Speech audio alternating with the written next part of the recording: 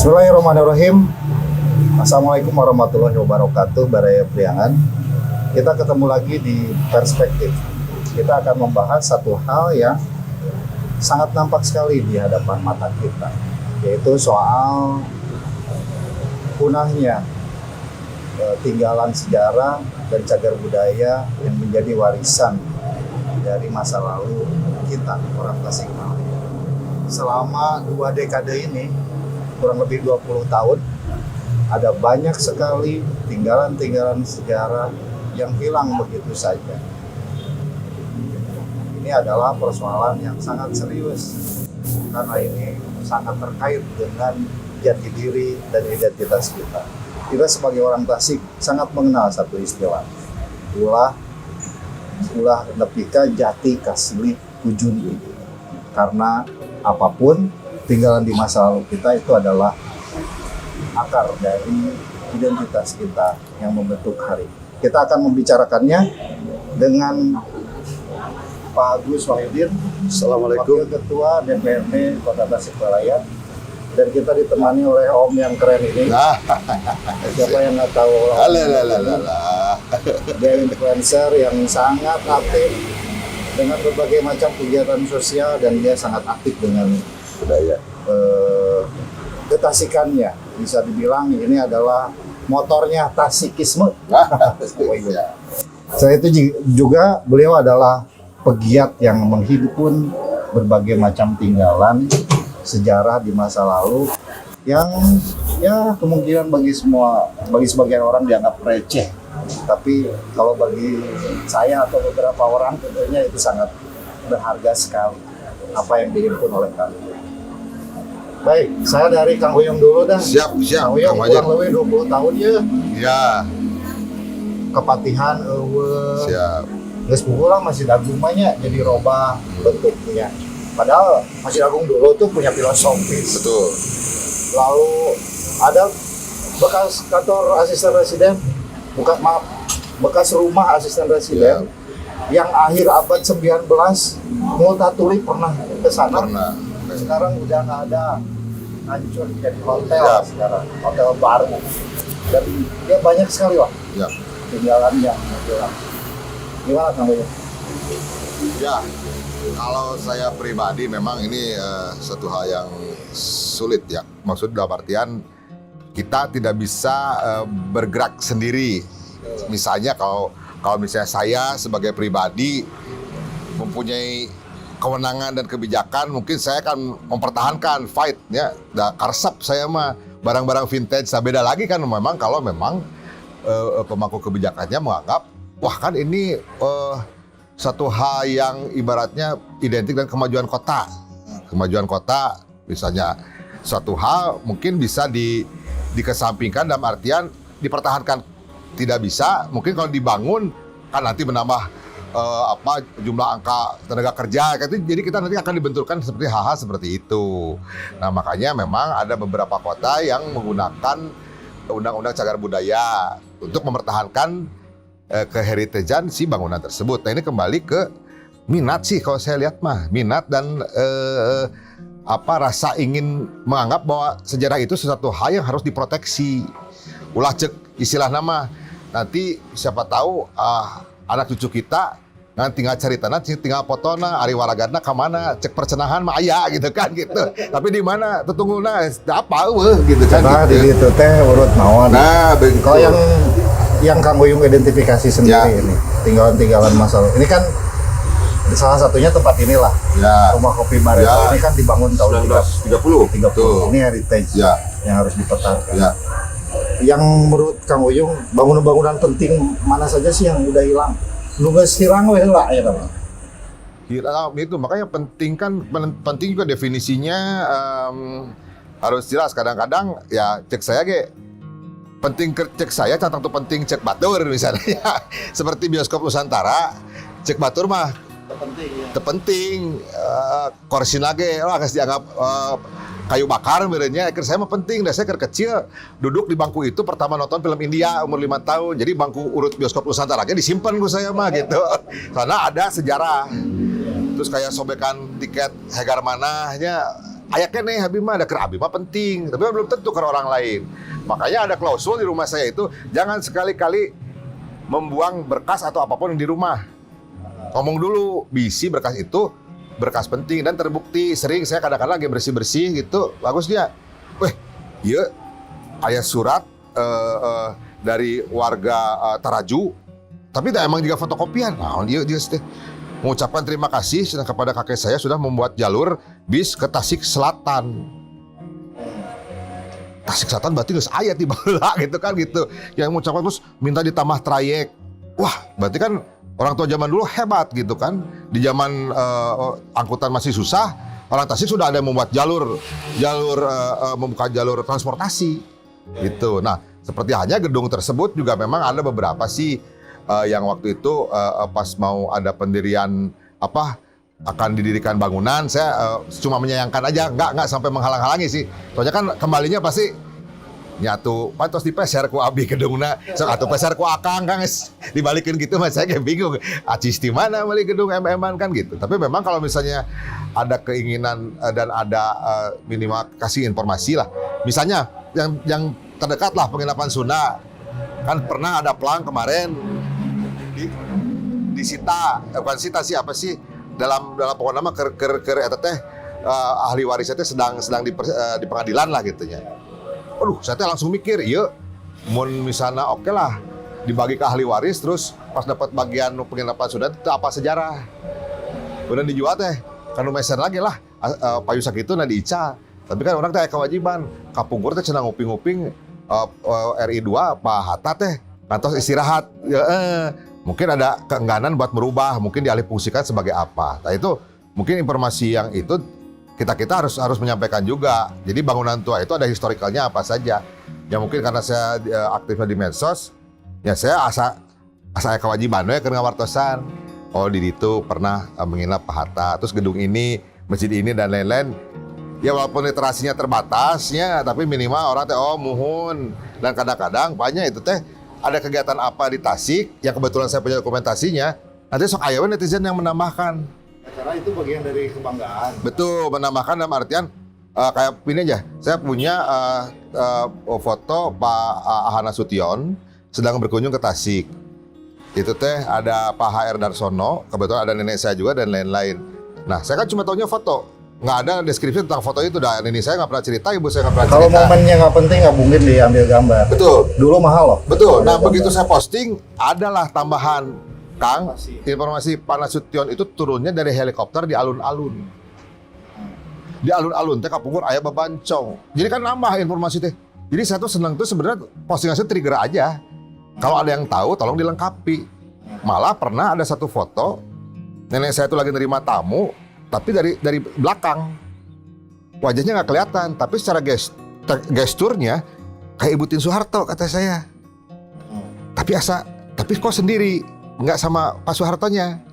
Pas saya posting ternyata ada yang menambahkan, oh ini ternyata sama ya dengan foto keluarga saya. Foto lain dalam momen yang sama. Sama Ibu Tin dari depan dengan Ibu HR Darsono.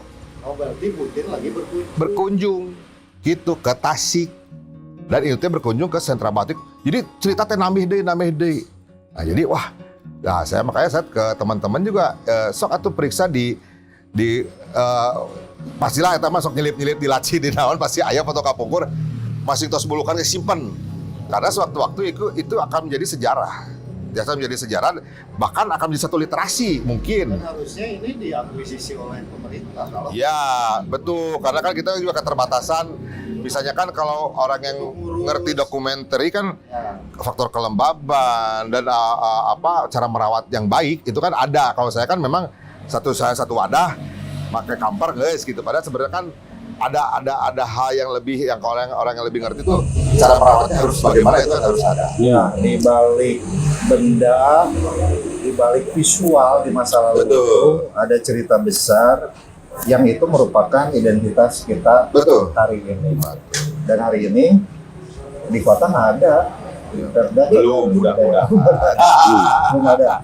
Karena yang terpenting sebenarnya kota, karena ini kita ada komplek kota lama. Gitu ya. Kalau yang Cideng ke sana relatif rada baru. Gimana Pak Ketua menanggapinya? Apakah ada interest atau gimana dari DPRD? Ya, baik, terima kasih. Menarik apa yang disampaikan oleh Kang Uyung sebetulnya, bahwa kunci awalnya kan dari cinta, dari minat, itu dari minat. Nah, bahasa minat itu kan bahasa personal. Ketika ini menjadi sebuah bahasa kebijakan, namanya menjadi keberpihakan. Dan itu tentu keberpihakan pemerintah itu ada di situ. Tetapi ada itu baru sebatas kalimat. Misalnya dalam tiap tahun itu di rancangan APBD kita itu atau di arah kebijakan umum APBD kita itu budaya itu selalu masuk. Karena apa? Karena kita punya dinas pariwisata dan kebudayaan. Artinya tinggal berapa persen, tidak 0,0 acan barangkali 0,0 sekian barangkali anggaran untuk budaya itu. Selalu diartikan budaya yang ada itu bagaimana mau membangkitkan budaya dan lain sebagainya, kan program-programnya pasti begitu. Padahal sebetulnya di kebudayaan itu kan ada dua. Ada kebudayaan yang secara laten dia jelas dia hidup di tengah-tengah masyarakat. Ada kebudayaan yang merupakan hasil karya, artefak, bangunan, gitu ya, cerita. Nah, sehingga di beberapa daerah yang sukses itu kayak Semarang, terus Jakarta, gitu Bandung, Jogja apalagi itulah jangan diceritain. Itu mereka sukses dengan kebijakan pemerintah. Tentu kalau dibilang terlambat, kita sangat terlambat. Sangat, hampir habis. Semua hampir habis. Setidaknya nanti itu pemerintah kota membangun apa namanya 3 dimensi itu. Setidaknya begitulah kalau mau. Apa yang disebut 3 dimensi itu ya? Di roadmap. Roadmap itu yang apa ya? Yang Virtual gitu. virtual ya. Yang bahwa di sini pernah ada ini, pernah ada itu tergambarkan. Semacam museumnya lah. Tapi apalah namanya terserah. Misalnya kan kita juga pernah punya gedung X Kotati Pilang. Ya, itu kantor Kepatihan. Kepatihan dulu ya. Terus yang di situ tuh yang hilang dan dibangun tanggas deh. Nah, itu lebih menyakitkan. Terus dibongkar. ya. Jadi gitu. Saya nonton proses pembongkarannya. Dan saya pernah Nyeri hati itu. pernah mau menyelamatkan kusen. Kan kusen, wah iya minimal kusena kesimpan lah. Jadi kan saya bisa ngomong, iya kusena itu kayak kupat tahu kabita, saya selamatkan pelang yang di kolektoran. Jadi kan ayah gitu kan titi lasanana gitu. Harusnya memang dari awal kalau yang kaitan dengan gedung-gedung pemerintahan dan itu menjadi sejarah perjalanan bangsa dan khususnya sejarah perjalanan kota Tasikmalaya, itu sudah sejak awal memang harusnya jangan berani-berani merubah dulu. Kalau mau dirubah dibagusin ya nggak ada masalah. Tetapi kalau dirubah-rubah apalagi dihilangkan, apalagi dirislahkan, apalagi ditukar misalnya, harusnya awalnya begitu. Karena ada 2 persoalan sebetulnya. Persoalan tadi, kalau persoalan yang kaitan dengan pemerintah itu mudah, namanya juga milik dia. Tapi kalau yang kaitan dengan milik warga, kita berhadapan dengan framing kepemilikan sebagai sesuatu yang menjadi hak asasi manusia. Tetapi hak asasi manusia juga akan berhadapan dengan peraturan perundang-undangan Ya, ada undang-undangnya. ada undangnya. Artinya cagar budaya. peraturan perundang-undangan itu sendiri nanti hanya membatasi saja, tidak boleh menghilangkan, Tidak boleh merubah struktur merubah dasar, dasar. tidak boleh. Ya, Dan itu akan lebih menguntungkan bagi yang punya. Misalnya. betul. Kayak ini misalnya 193 itu ini akan menjadi, kalau tidak terus dipertahankan seperti ini, yang menguntungkan pemilik gitu. Nilainya dia akan tidak ternilai. Iya, karena cagar budaya. Cagar budaya. Nah, di beberapa titik kota Tasikmalaya masih ada sih sebetulnya. Dan ketika komisi 4 kalau nggak komisi 2 itu sudah merancang, menyampaikan ke Bamus ingin merancang perda cagar budaya, memang sampai hari ini di DPRD belum tuning semua, kalangan-kalangan aktivis seniman itu sempat mengusulkan dan sudah saya sampaikan ke teman-teman segera itu lakukan pembahasan dan lakukan naskah akademik saya bilang karena ini mudah. Kalau Tasik ini masih tersisa berapa lah gitu, nggak ada masalah saya bilang. Ya.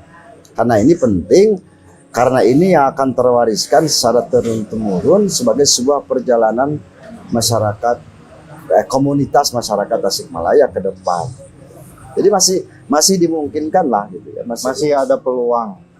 Masih ada Kang Uyung? Ya kalau ya itu ya kayak jika tadi pas nyarios kalau lebih produk yang milik sendiri personal itu susah juga, tapi pernah Tapi ada undang-undang nggak boleh. nggak pernah Ketika- teman di Jakarta Ya. di Bandung, Kang, kalau perlu tim advokasi untuk mempertahankan gedung walaupun itu bukan cagar budaya, kami siap membantu. Itu teh di Bandung karena ngeliat postingan saya gitu. Karena postingan saya mungkin lebih interest ke hal-hal seperti itu kan. Ya itu satu sisi saya juga merasa terbantu, teman-teman di luar ternyata interest dengan Tasikmalaya, tapi satu sisi juga saya ada kekhawatiran. Wah, suyu kebentur-benturkeun kepentingan pembangunan dan karesep manehna kan gitu. Saya sebagai masyarakat mah aya kalau Bapak makan wilayahnya ya gitu. Jadi itu mah sah-sah saja. Adik saya mah soksin, wah iya mereka bentur-benturkeun. Nah, saya kan menghindari hal seperti itu kalau di media sosial. Makanya saya cuma, oh iya terima kasih, nanti kalau ada lah saya kabarin lah seperti itu. Ya tapi benar apa yang disampaikan oleh Kang Uyung tadi. Apa namanya? Ya soal cagar budaya ini seperti apa yang disampaikan Kang Agus, ini kan ciciren ya, tanda perjalanan kehidupan kita. Ya. Kita orang Kota Tasik. Kalau misalkan ini hilang,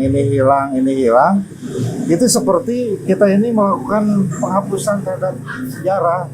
Nah itu yang paling bahaya. Itu sangat berbahaya. Kalau di kota besar yang lain, itu sudah muncul kesadaran. Ini kan kota lamanya, kota barunya terbangun. Yang anehnya di kita ini, hayo we gitu kan di wilayah yang ini gitu ngebangun itu. Sebenarnya kalau dibangun juga sebenarnya nggak apa-apa. Ini mau dibangun hotel, struktur dasarnya jangan berubah. Dibangunkah ke belakangnya misalkan kan bisa. Itu banyak, minimal 70% gitu. Nah, ada beberapa ketua yang yang sangat itu jangan sampai hilang gitu ya. Hiji stasiun tong dibongkar. Kedua bekas landrad sisanya itu. Kalau sekarang FKPPI ya punya pos tentara itu. Betul. Itu gedung pengadilan kan ya. Nah, bapaknya Kang Uyung kan ngantor di sana menjadi advokat dulu tuh. Ya, betul. Itu sangat sisa ya. Yang tersisa lalu gedung dakwah ya yang dulu bioskop Kujang sering parahyangan dulu teh. kalau bisa ya alun-alun dibalikin lagi ke baheula kalau menurut aku ya. Gitu. Nah, Ketua, di balik itu apa sih yang menjadi faktor ketidakpedulian pemerintah itu? Ya itu tadi kata Kang Uyung yang pasnya. Tapi bukan soal interest. Kalau dalam konteks arsitektur atau pembangunan kan pasti mereka juga punya basic keilmuan bagaimana Mungkin urgensi mungkin ya. Iya. Kan dari beberapa undang-undang harus digodog Iya. sebenarnya karena ini mah tuntutan dari masyarakatnya cekasana tanda kutip can gandeng teuing gitu misalnya. Jadi tidak urgent buat digodog ayeuna kena ya ataukah kita harus bikin istilahnya ada literasi yang terurai mengenai Pak database Tasik teh ieu soalnya terus database. Tapi sebenarnya kan itu kewajiban pemerintah juga. Tapi kan kalau bisa ada tekanan dari kita kan lebih mungkin ada tenaga lah yang ngawahan. Oh ini harus segera ya. Soalnya bisa ya bikin komparasi tahun sekian tuh ada segini, tahun berikutnya bisa segini. Nanti tahun kedepannya lagi ada mau sampai sabaraha. Kan bisa gitu sebenarnya.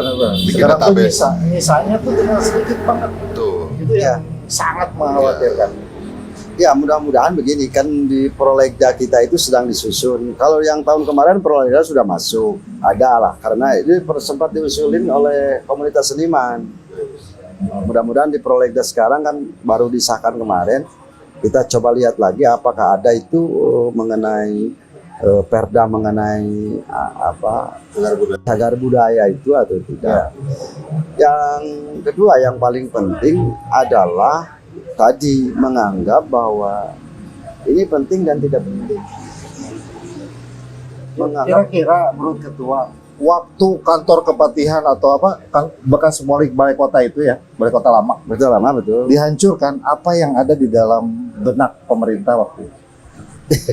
Nggak tahu. Kira-kira Nggak ini bisa kan dikira. akar penyakitnya gitu Iya, maksudnya.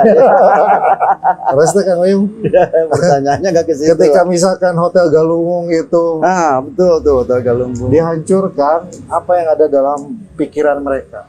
Harusnya Kira-kira apa ketua? harusnya ada pikiran lah gitu ya. Ah, kan baiklah ya tama ada ya apa sih yang ada dalam ini kan yang jadi persoalan.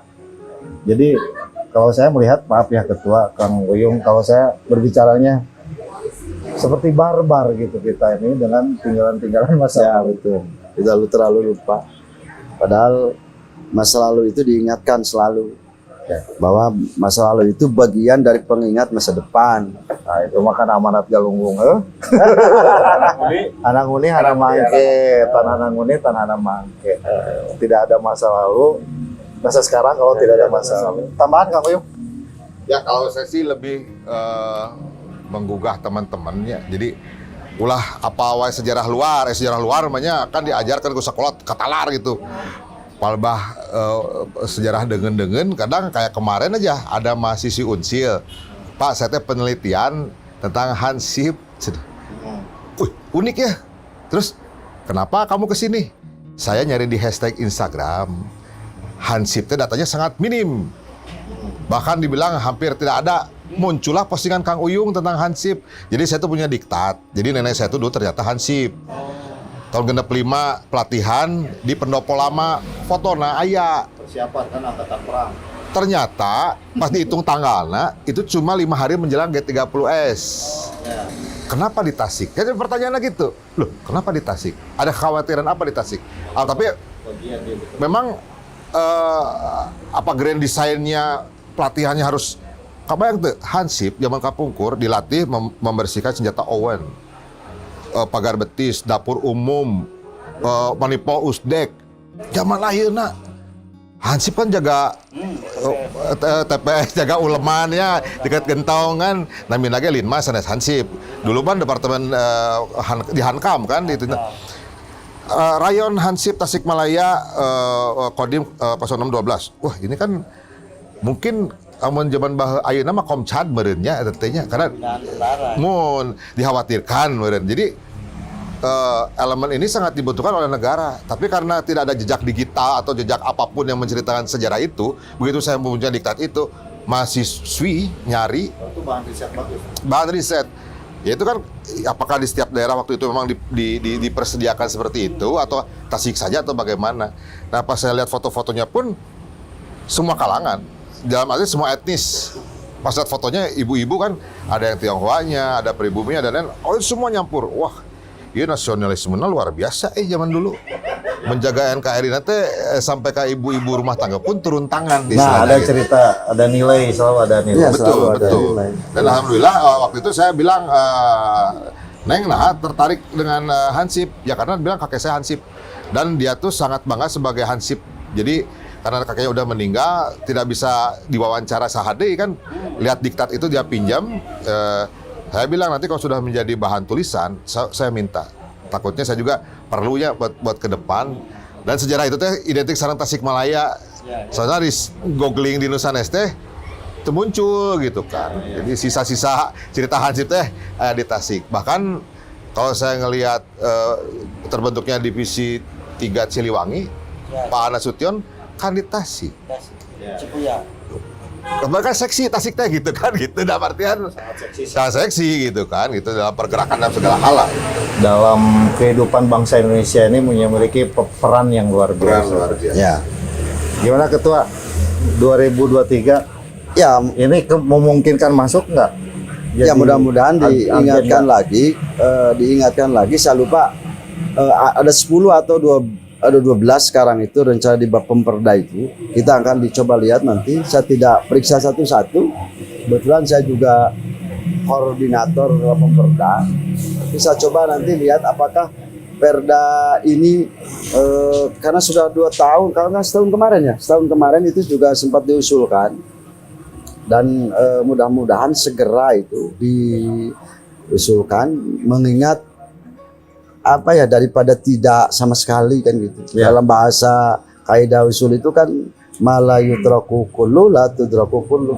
Apa yang tidak bisa temukan semuanya, jangan ditinggalkan juga semuanya. Gitu. Ya. Sekarang yang ada aja dulu lah Ya selamatkan yang ada. nunggu semua Nunggus. takdir atau Ya kan, aja cerita dan besok tidak akan jadi cerita. dengan keahlian orang itu kan, kalaupun perda ini jadi, kalau kita ingin kembali ke masa yang lalu kan bisa divisualisasi. Ya. Nanti dengan bentuk apalah, dengan era modern sekarang kan ada kan, gitu. Bisa kan. Ya ini kan teman-teman kamu. Nah, teman-temannya bisa kan. Bisa. Ya. Visualisasi. Oke, Kang Uyung siap ngawal nih. Insya Allah. Ya. Nanti Jaga, di Ya, kurang sasarangan lah. cagar budaya. Ya, nanti kalau ada budaya. informasi juga yang perlu saya up, biar kurang awareness dari generasi sekarang juga bertambah gitu kan, gitu. So kemarin mana nu ribut-ribut mana wah selamatkan. Nah, sekarang menuju 2023 pada digodog istilahnya orang kawas sasarangan gitu. Gitu. Ya. Terima kasih Siap, Pak sami-sami. Ketua. Terima kasih Kang Uyung Siap, atas sami-sami, kehadirannya di ini. Hananguni, Hanamangke, Tan Hananguni, Tan Hanamangke itulah sebuah nilai yang diwarisi di amanat Galunggung oleh Sang Batari Hyang. Mengingatkan kita bahwa hari ini itu tidak akan ada kalau tidak ada masa lalu. Tentu saja dari benda-benda cagar budaya, apapun itu bentuknya yang ada di Kota Tasikmalaya, itu adalah bagian yang tidak terpisahkan dari jati dari diri kita untuk membangun di masa depan dengan jati diri kita. Ulah nepika jati kasih ujun pik. Itu satu hal yang prinsip yang harus diperjuangkan tentunya di parlemen dan tentu saja dukungan dari masyarakat. Mudah-mudahan di tahun depan perda tentang pelestarian cagar budaya di Kota Tasikmalaya bisa teragendakan oleh DPRD Kota Tasikmalaya. Kita akan ketemu lagi di perspektif episode berikutnya dengan pembahasan yang lebih menarik lagi. Assalamualaikum warahmatullahi wabarakatuh. Assalamualaikum warahmatullahi wabarakatuh. Siap.